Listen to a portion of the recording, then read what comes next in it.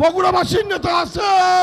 দীর্ঘ ১৯ বছর পর পৈতৃক জেলা বগুড়ায় বিএনপি চেয়ারম্যান তারেক রহমান স্ত্রী ডাক্তার জুবাইদা রহমানকে সঙ্গে নিয়ে রাত 11:15টায় ঐতিহাসিক আলতাফুন্নেসা স্কুল মাঠে নির্বাচনী জনসমুদ্রের সভামঞ্চে ওঠেন তিনি। নিজ জেলার সন্তানকে কাছ থেকে এক পলক দেখতে এসে উচ্ছ্বাস জানান বগুড়ার বিভিন্ন এলাকা থেকে জনসভায় অংশ নেয়া নেতাকর্মী সহ সাধারণ মানুষ।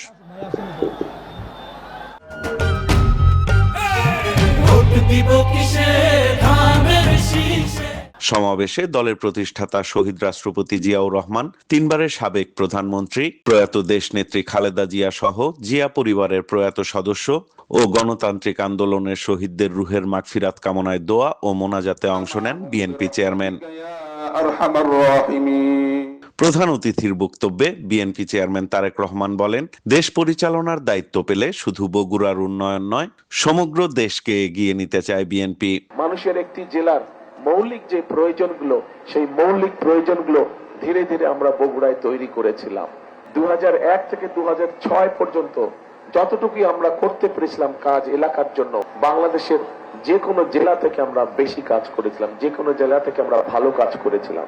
বগুড়ার ন্যায্য অধিকার অবশ্যই বগুড়া পাবে, কিন্তু একই সাথে আমরা খেয়াল রাখবো আমাদের ন্যায্য অধিকার পেতে গিয়ে অন্যের ন্যায্য অধিকার যাতে আমরা নষ্ট না করি।